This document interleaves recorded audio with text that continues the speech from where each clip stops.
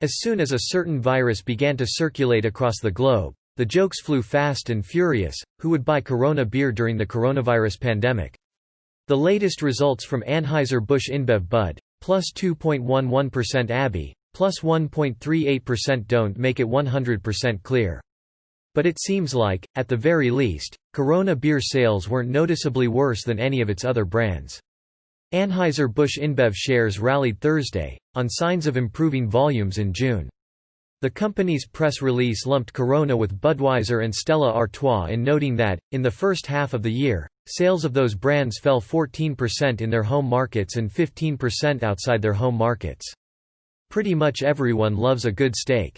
Beer sales obviously struggled as drinkers either couldn't, or didn't want to, go to bars.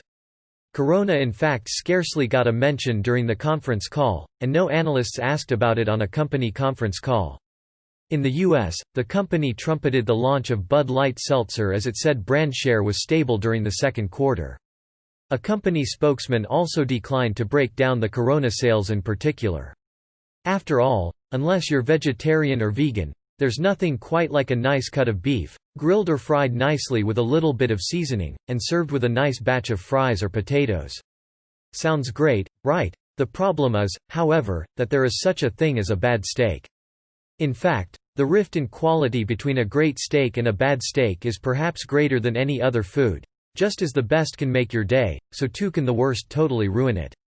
And there are plenty of ways to mess up a steak. Of course, you might overcook or undercook it, you might cut into it too soon, or, of course, you might start things off with the wrong cut of beef. There are so many different cuts that can be cooked as steaks, and, let's just say, some are better than others. These are some of the most famous cuts of steak, ranked from the very worst to the very best. 11. Round steak. It's probably important to point out that few cuts of steak are genuinely nasty. Some are better than others, sure, but most have some kind of purpose and there aren't many that you ought to genuinely avoid at any cost. Then again, there is the beef round. It's a large primal cut of the cow, mainly coming from its rear leg and rump. It's made up of 3 parts: the top, the tip, and the bottom. Let's start with the top round. It's basically the most tender part of the round, though that's not saying much, and tends to be extremely tough and lean. Many people use it to cook roast beef, because, if you cook it medium rare and slice it into thin pieces, it can actually turn out alright. As a steak, however, it's next to useless. It's way too tough, and is lean enough to make it basically devoid of flavor. The tip isn't much better. Otherwise known as sirloin tip, this lean, boneless cut might do you a good kebab or stew, but the connective tissue in there means that, unless you braise it, it's going to turn out all chewy and gross. Finally, there's the bottom round, which includes the eye of round, a cut of meat the Splendid Table once called one of the few unredeemable cuts of meat. Nigh on tasteless, tougher than John Wick and absolutely not worth your money, no matter how cheap it comes. Avoid. 10. Skirt steak. Skirt steak comes from the part of the cow known as the plate, which is essentially the muscle that you find inside the chest and below the ribs. Although you can get 2 different kinds of skirt, inside and outside, they're not that different from each other, and you're most likely to come across inside steak at the grocery store, since the outside is far more difficult to get hold of. Skirt does have 1 or 2 things going for it. Mainly, the fact that it's genuinely quite flavorful, although, like the round, it's still best cut into thin slices than served as a full steak. This is because it's a very tough, muscle-heavy cut, meaning overcooking by just the slightest amount is going to make you very unhappy. If you really must cook skirt steak, keep it rare or medium rare at the very most.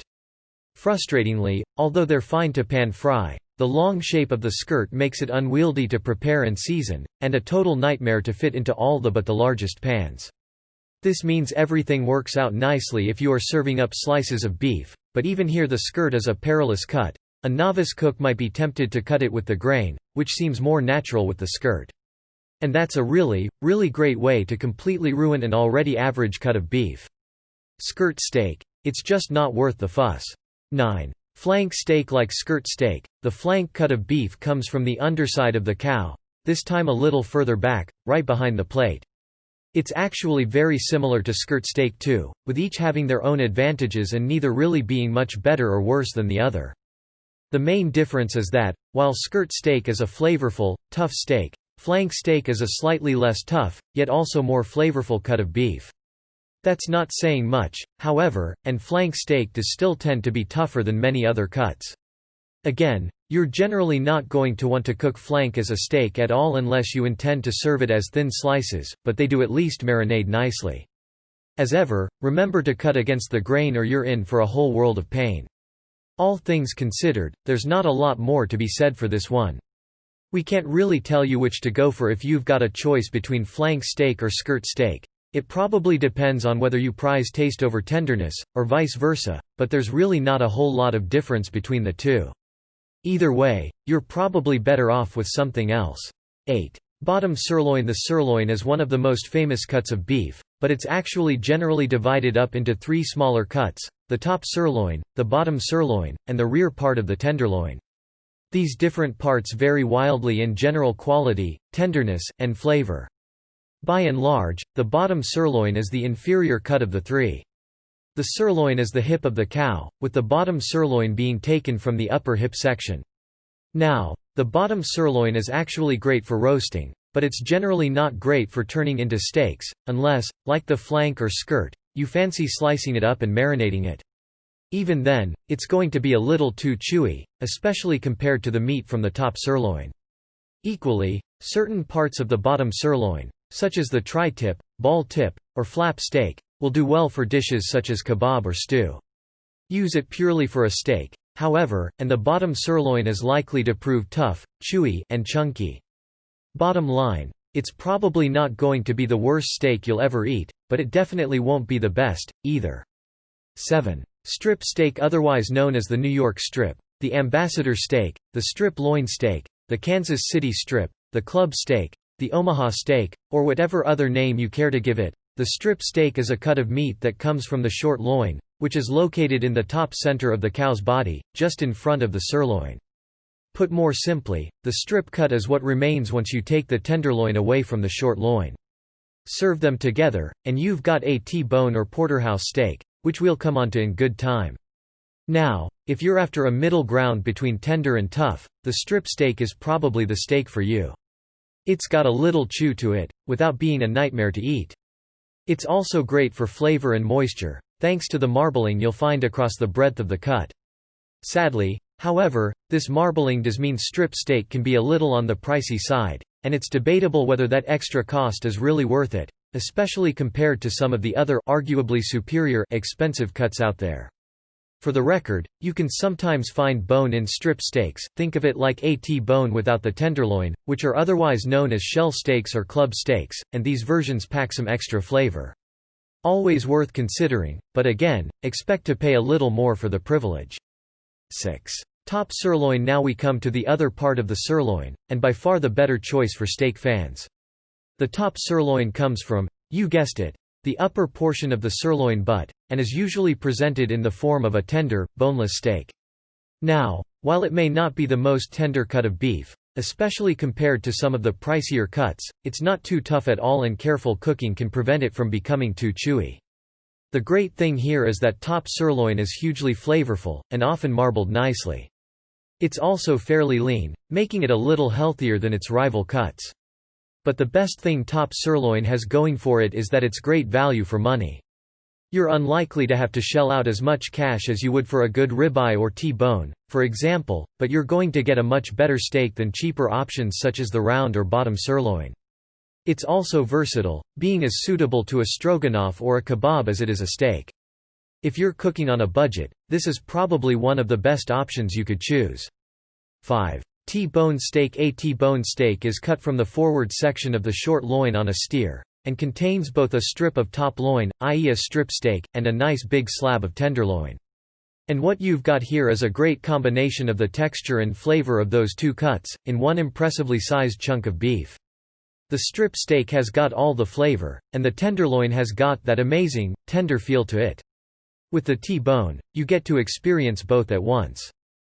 The last big positive of the T-bone, if you're the kind of person who gets a kick out of this, and who isn't, is that T-bone steaks are always the ones you see in cartoons. And they always look so good. There are two downsides to T-bone steaks, though. The first is that they're usually crazy expensive, partly because they combine two prized cuts of beef, and partly because they seem to have become so popular in high-end restaurants. The other is that they lack some of the versatility of tenderloin alone, which can be used in a number of different ways. They're not huge negatives, however, and if you're hankering for a good old-fashioned hunk of steak, a real steak lover's steak, then you can probably do no better. 4. Porterhouse steak. Okay, maybe you can do a little better. To all but the most discerning eye, the porterhouse steak is pretty much the exact same cut of steak as the T-bone steak. The main difference is that the porterhouse steak is a little thicker, and contains more of the tenderloin cut than you'll find in a T-bone steak. And the U.S. government actually take this quite seriously. According to the Department of Agriculture, the tenderloin fillet has to measure at least 1.25 inches from the bone to the edge, or it's not a porterhouse at all. So why does the porterhouse steak come out ahead on this list, compared to the T-bone steak? Well, for just one reason: it's bigger. That may sound ridiculous, but this is steak we're talking about here. Bigger is better. Sorry, we don't make the rules. That's just how it works. There's a reason people call it the king of T-bones, 3. Hanger steak. Hanger steak isn't the most popular cut of beef out there. You certainly won't find it up on the fancy steakhouse menus with filet mignon, ribeye or porterhouse. But the truth is that this type of steak is criminally underrated. The hanger steak is cut from the short plate, on the underside of the cow, and is a neighbor of sorts to the skirt steak. And it's got plenty going for it, too. It's absolutely chock full of flavor, and, because the muscle it comes from does little work, it's incredibly tender, too. Hanger is also extremely easy to cook, and takes barely any effort to prepare compared to some of the other lesser-known cuts of beef. It's usually pretty cheap, too, because so few people seek it out. In fact, it was actually once known as butcher's steak, because butchers used to keep it for themselves. It is getting more popular, however, and more expensive as a result. The only problem, really, is that hanger steak is kind of difficult to get hold of. This is because only one cut of hanger can be taken from each animal, so it's difficult to produce on a widespread basis. As Chef John Elwood tells MyRecipes.com, for a grocery store to sell 10 hanger steaks, they would need to buy 10 cows. This would not only take up a disproportionate amount of storage space, but it would also require having to sell thousands of pounds of beef just to secure 10 hanger steaks. 2. Tenderloin steak. Tenderloin. Now we're in the big leagues. The tenderloin is cut from the short loin of the cow, and, because of the nature of the muscle it derives from, contains very little connective tissue. The result is an incredibly tender cut of beef that acts as a source to some of the finest steaks in the world. Take filet mignon, for example. This steak is cut from the end of the tenderloin, and is quite rightly regarded as some of the best meat you'll find on a cow. It's tender beyond all belief, and though it lacks a little in flavor compared to its other expensive brethren, it's suitable for all kinds of cooking and pairs beautifully with flavor-enhancing extras such as bacon. Of course, you might argue that, because a T-bone or porterhouse steak contains tenderloin and some strip steak on the side, those cuts are superior to this. But the fact is that, unencumbered by its strip companion, the tenderloin becomes incredibly versatile. For example, tenderloin is the cut of beef used in the preparation of steak tartare, thanks to its lack of gristle or toughness. It can also be used to make carpaccio, a delicious Italian appetizer dish. Or, of course, you could fry it up with a little butter and have it as a good old steak. Either way, you're in for something special. 1. Ribeye steak. And now, the best of them all, ribeye steak.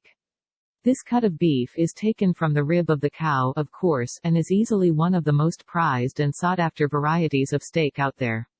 All you need to do to gauge the quality of ribeye is take a gander at that marbling. These cuts are practically covered in it, and the flavor itself is, naturally, just as impressive.